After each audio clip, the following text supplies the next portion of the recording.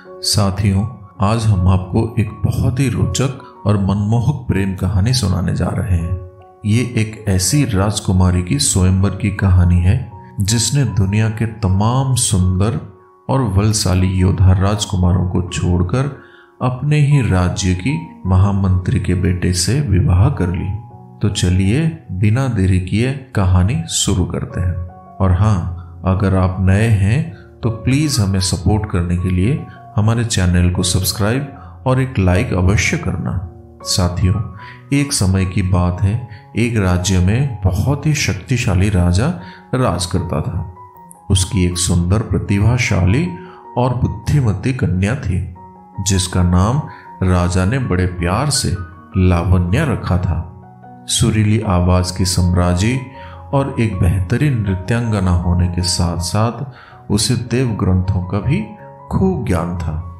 लावण्या को अपने रंग, रूप, ज्ञान और गुणों पर काफी गर्व था। 18 वर्ष की होने पर उसके पिता ने कहा, बेटी, मैं तुम्हारे लिए स्वयंवर आयोजित कर रहा हूं। इसमें देश भर से राजाओं, राजकुमारों को आमंत्रित किया जाएगा। जिससे चाहो तुम अपना वर चुन सकती हो। राजा की बात सुनकर लावण्या ने कहा, पिताजी, मेरा स्वयंवर साधारण नहीं होना चाहिए।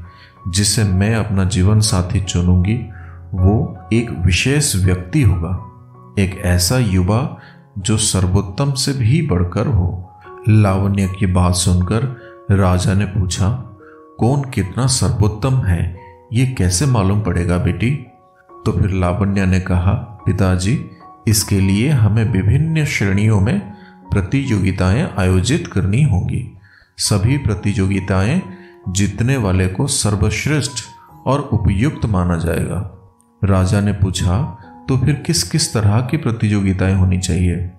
तो फिर लावण्या ने बोला, पिताजी, प्रतियोगिता में तीरंदाजी, गायन, नृत्य कला, शास्त्र ज्ञान और सौंदर्य, ये सब होना चाहिए। तो लावण्या की बात सुनकर राजा ने कहा कि ठीक है, मैं अनिकेत से कह देता हूं, वो स्वयंवर की सभी व्यवस्थाएं करनी शुरू कर देगा।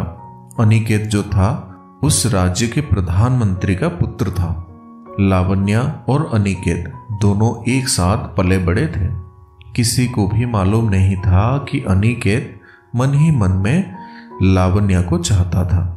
वो जानता था कि लावण्या से विवाह करने की अपनी अभिलाषा को वो कभी व्यक्त नहीं कर सकता था। अब वो ठहरा एक मंत्री का बेटा और लावण्या इतने बड़े देश के राजवंश की राजकुमारी। तो 6 महीने बाद प्रतियोगिताएं आरंभ हो गई। दूर देश से राजा, महाराजा, राजकुमार और राजसी पुरुष इनमें भाग लेने पहुंचे। सभी प्रजावासियों ने एक एक प्रतियोगी की प्रतिभाओं को देखा। हफ्ते भर ये प्रतियोगिताएं चलती रहीं और 8वें दिन परिणाम घोषित किए गए। कोई भी राजा या राजकुमार स्पष्ट विजेता नहीं बन पाया। दरअसल कौशल का राजकुमार कामदेव सबसे सुंदर था, तो उल्लास राज्य का राजकुमार प्रकृत गायन में प्रवीण था। कृति नगर के नृत्यानंद ने नृत्य में अपना लोहा मनवाया, तो कांचीपट्टनम के पराक्रम सर्वोत्तम तीरंदाज घोषित किए गए। शास्त्र ज्ञान में स्वस्तिपुर के ज्ञानचंद्र विजयी रहे। अब लावण्या ने पूछा, पिताजी, अब क्या किया जाए? तो राजा ने बोला, इन्हीं में से तुम्हें अपना वर चुनना है बेटी। लेकिन कैसे पिताजी? मैं तो चाहती थी मेरा वर सर्वश्रेष्ठ से बढ़कर हो, पर ये प्रतियोगी तो एक एक गुण में ही श्रेष्ठ हैं। फिर राजा ने बोला कि मैं तो कहता हूं कि इन 5 युवकों को यहां कुछ दिन और अतिथि के रूप में रहने दो। शायद ये सामने आ जाए कि इनमें से कौन सर्वश्रेष्ठ है। राजा ने अपनी बेटी को ये सलाह दी। इस तरह 5 राजकुमार महल में कुछ दिन और रहे। स्वयं को सबसे श्रेष्ठ सिद्ध करने के लिए वे हर संभव प्रयास करने लगे। सूर्य की पहली किरण के साथ लावण्या को प्रकृति की मधुर आवाज में रोमांचकारी गीत सुनने को मिलते। वो नीचे बगीचे में खड़ा गा रहा होता। जैसे ही वो सीढ़ियों से उतरकर नीचे आती तो राजसी वेशभूषा में सजा धजा कामदेव राजकुमारी के समक्ष अपना प्रणय निवेदन रखने के लिए खड़ा रहता। इसके बाद ज्ञानचंद्र राजकुमारी के साथ वेदों और उपनिषदों पर विमर्श करना शुरू कर देता। फिर पराक्रम भी कहाँ पीछे रहता, वो भी राजकुमारी को अपनी धनुर्विद्या का प्रदर्शन दिखाता। शाम के समय जब वो अपने कक्ष में आराम कर रही होती तो नित्यानंद उसे नृत्य कक्ष में अपना शास्त्रीय नृत्य दिखाने के लिए बुला लेता। जैसे जैसे लावण्या उनके साथ समय बिता रही थी, वैसे वैसे उसकी उलझन बढ़ती जा रही थी। किससे विवाह करें, इस प्रश्न का उत्तर तलाश पाना स्वयं उसके लिए कठिन हो गया। ये दुविधा उसने अनिकेत को बताई तो अनिकेत लावण्या की सारी बातें सुनकर कहने लगा, इसमें मैं आपकी कोई सहायता नहीं कर सकता राजकुमारी लावण्या, ये निर्णय आपका है और आपको ही लेना है। अनिकेत ने विनम्रता पूर्वक बोला। अनिकेत की बातों को सुनकर लावण्या कहती है, क्या मतलब है तुम्हारा? मैं क्या चाहती हूं मुझे नहीं पता। अपना सिर झुकाकर अनिकेत बोला, विवाह के लिए आप किसी व्यक्ति को तलाश रही हैं या किसी गुण विशेष को? अनिकेत की बातों को सुनकर लावण्या ने चिढ़कर बोला कि स्वाभाविक है, किसी व्यक्ति को ढूंढ रही हूं। तो फिर अनिकेत कहता है कि राजकुमारी लावण्या, आप पर गुणों की धुन क्यों सवार है? इस चक्कर में आप वर को भूल रही हैं। सुंदर युवा, उत्कृष्ट नर्तक, कुशल धनुर्धर, प्रतिभाशाली गायक और शास्त्र ज्ञाता होने से पहले वे कैसे व्यक्ति हैं, क्या आपने ये जानने का प्रयास किया? अनिकेत ने अपनी बात को मजबूती से रखा। लावण्या हैरान थी। उसने सोचा नहीं था कि अनिकेत उसके बारे में इतनी गहराई से सोचता होगा। इससे पहले वो कुछ कहती अनिकेत चला गया। अनिकेत के कहे शब्द रात भर राजकुमारी के दिमाग में गूंजते रहे। अगले दिन मौसम बहुत सुहावना था। पांचों राजकुमार और राजकुमारी लावण्या दक्षिण के जंगलों के भ्रमण को निकले। अनिकेत भी उसके साथ था। राजकुमारी भूल गई थी कि उसके साथ सुरक्षाकर्मी नहीं है। लावण्या राजकुमारों से बातें करती हुई चली जा रही थी। इस बीच समय कैसे बीत गया उन्हें पता ही नहीं चला। तभी अनिकेत रुका और बोला, राजकुमारी लावण्या, अब हमें वापस चले जाना चाहिए। लेकिन क्यों? कामदेव ने पूछा। फिर अनिकेत ने बोला कि अंधेरा होने वाला है, हमें समय से राजमहल लौट जाना चाहिए। अनिकेत की बातों को सुनकर नित्यानंद ने हंसते हुए कहा कि तुम्हें डर तो नहीं लग रहा अनिकेत? फिर पराक्रम ने बोला, तुम चिंता मत करो, हम हैं ना तुम्हारे साथ। उसके साथ साथ ज्ञानचंद्र ने भी अपनी बात जोड़ी और कहा, हाँ हाँ, हम हैं ना तुम्हारे साथ, डर क्यों रहे हो अनिकेत?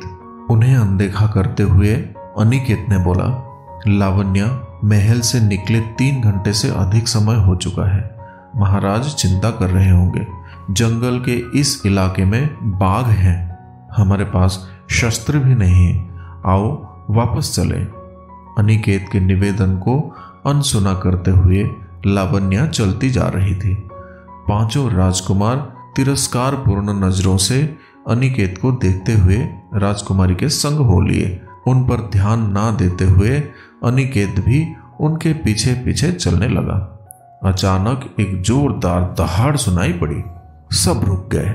कुछ ही कदमों की दूरी पर एक खतरनाक बाघ खड़ा था। ऐसा बाघ लावण्या ने कभी नहीं देखा था। वो लावण्या को घूरने लगा और उस पर गुर्राने लगा। इससे पहले कि कोई कुछ करता, अनिकेत राजकुमारी के आगे आकर खड़ा हो गया।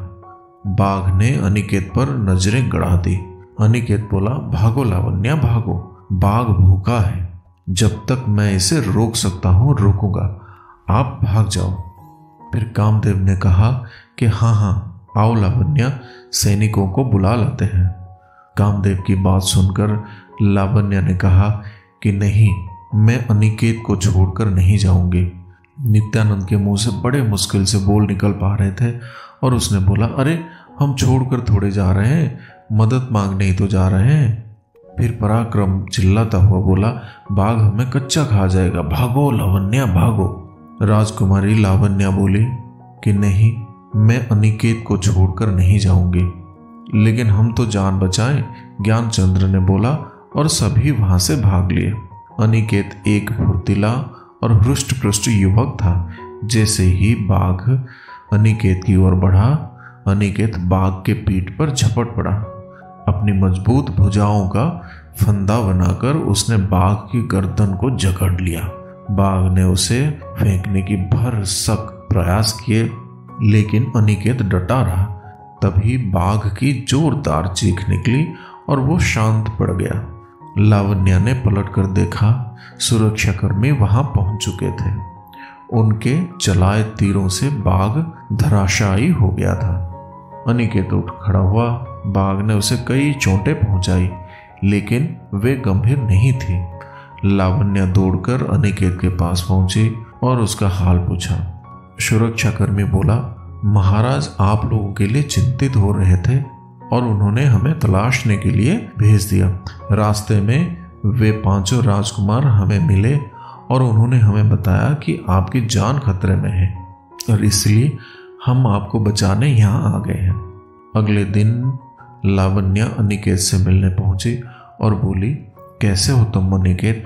मैं तुम्हें अपना निर्णय बताने आई हूँ। लावण्या की बात सुनकर अनिकेत ने बोला, अच्छा तो कैसे चुना आपने? गायक, नर्तक, धनुर्धर, शास्त्र ज्ञाता या फिर वो सुंदर युवक? अनिकेत ने उत्सुकता से पूछा। नहीं, इनमें से कोई नहीं। मेरा पति बनने के योग्य कोई नहीं है इनमें से। मैंने ऐसे व्यक्ति को चुना है जो अपने से अधिक मेरे जीवन को महत्व देता है। अनिकेत ने सिर उठाकर लावण्या के चेहरे की ओर घूर कर देखा। क्या आप सच कह रही हैं राजकुमारी लावण्या? लावण्या कहती है, हाँ, मैंने तुम्हें अपना पति के रूप में चुना है। अब मैं तुम्हारे दिल की बात जानना चाहती हूँ। मुझे अपनी जीवन संगिनी स्वीकार करोगे?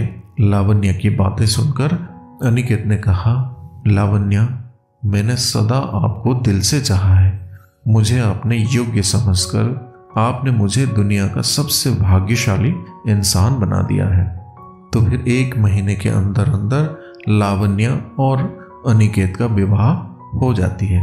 इस भव्य आयोजन में सौंदर्य की प्रतिमा लावण्या और प्रसन्नचित अनिकेत को देखकर नगर के सभी नगरवासियों ने वर वधू की खूब वाहवाही की।